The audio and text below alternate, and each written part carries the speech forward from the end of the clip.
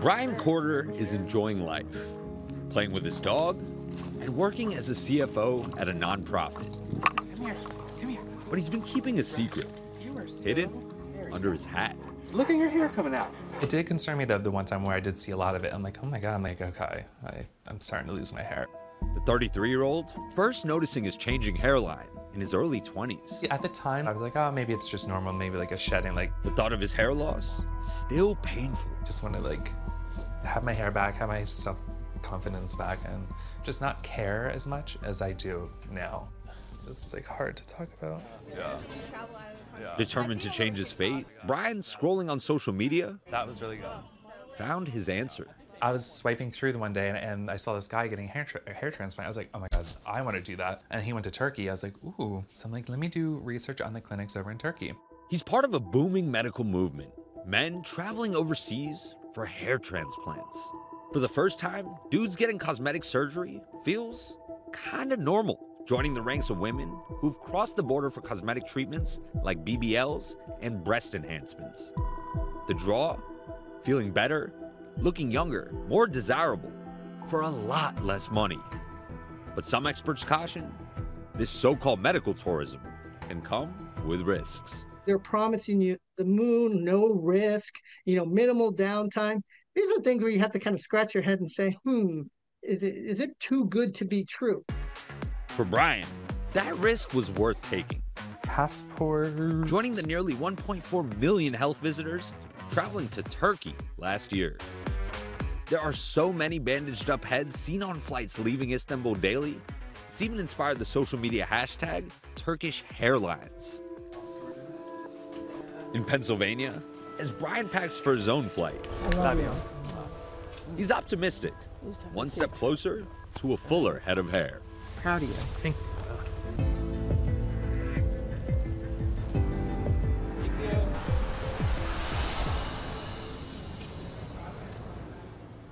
Hours later, arriving in the so-called hair transplant capital of the world.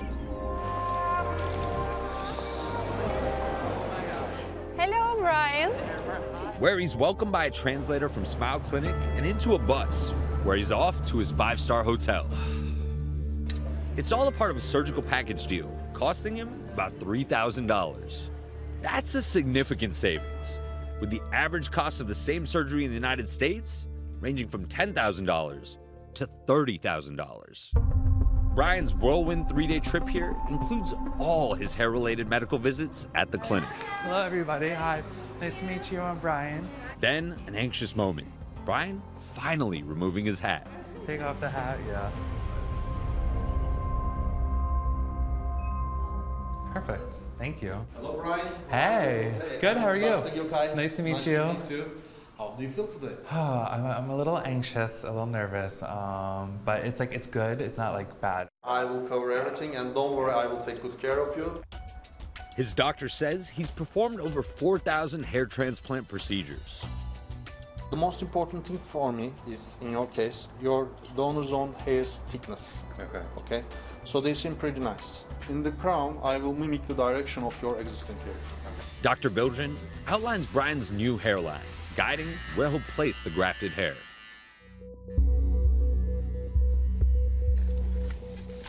The surgery begins, a tedious process that can take up to 12 hours, as each hair graft is carefully removed from a donor area in the back of Brian's head, then surgically placed at the top of his scalp.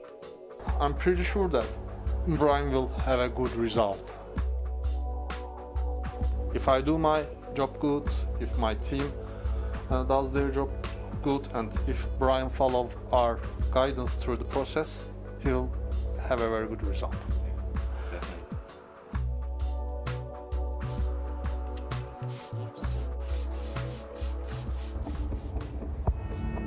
Hours later, Brian is taking his first steps towards recovery, hoping his new hair grafts will take hold and grow. Surgical hair transplants are just one of the many treatment options in the never-ending quest to cure baldness. 30 to 50% of men will experience some hair loss by age 50, according to the National Institutes of Health. And a quick scroll through social media finds companies ready to sell you various treatment options, Getting help for hair loss used to be hard. Hims makes it simple. Cover it up. That's what I did when I started losing my hair. I do think that the men who are going overseas to get something that feels as routine as a hair replacement surgery, there probably is some shame attached to it. And there shouldn't be, because it feels like this is so much more of a common occurrence than it wasn't. But while luscious locks are celebrated and even envied, some men are leaning into their baldness with confidence. Here's the thing, not everybody can pull off a shaved head, but if you can pull off a shaved head, that's a commodity. Like, that is sexy. And the people who have done that and have done that well have been guys like Dwayne "The Rock" Johnson, Samuel L. Jackson. It works for them, and it's a part of their brand. For those not eager to embrace their genetic fate, hair transplants have become a big business overseas, but buyer beware. There's a lot of red flags on the internet. When you start seeing advertisements that are promising unlimited grafts, scarless surgery, pain-free, guaranteed results. Dr. Ricardo Mejia is vice president of the nonprofit International Society of Hair Restoration Surgery. He says when it comes to hair transplants in Turkey, there's no guarantee facilities are held to U.S. standards. The CDC even warning medical tourism comes with risks. In many cases, a lot of these clinics present false credentials, false photographs. When I've reviewed some of these, I'm like, wow, this is very impressive. This is great. 5-star hotels, 5-star treatments. But the reality is that doesn't matter because, the hotel and the service, they're not doing your procedure. Many of Dr. Mejia's colleagues repairing botched hair transplants by black market operators, from aggressive overharvesting of donor areas to bad scarring and poor growth. And the dangers aren't limited to untrained providers. And like any surgery, there are risks with infections, damage to nerve blood vessels, damage to arteries, damage to the recipient site by creating too many holes in the area where the grafts are going to go. We've seen cases of necrosis or poor wound healing and infections. To avoid those outcomes, Dr. Mejia says to check for credentials from reputable sites and ask questions. We'll go to the American Board of Hair Restoration Surgery, which also has an international version, and they certify also doctors internationally. So the most important thing is, can you meet the surgeon or talk to them before your procedure? And are they going to do the procedure? Are they physically going to do it, or is it going to be delegated to a non-physician?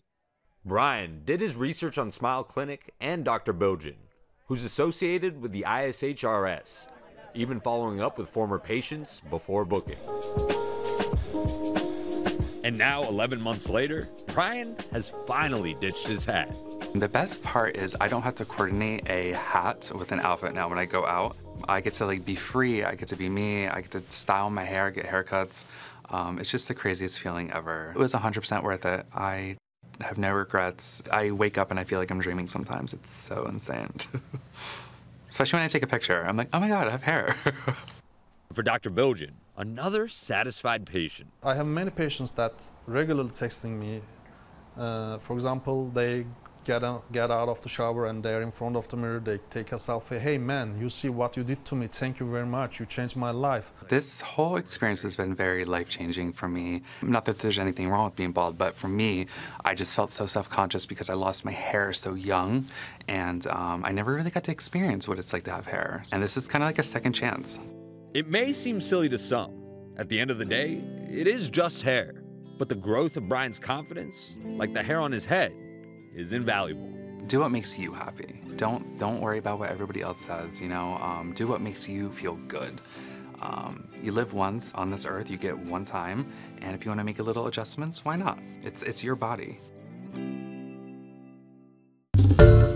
Hi everyone, George Stephanopoulos here. Thanks for checking out the ABC News YouTube channel. If you'd like to get more videos, show highlights, and watch live event coverage, click on the right over here to subscribe to our channel, and don't forget to download the ABC News app for breaking news alerts. Thanks for watching.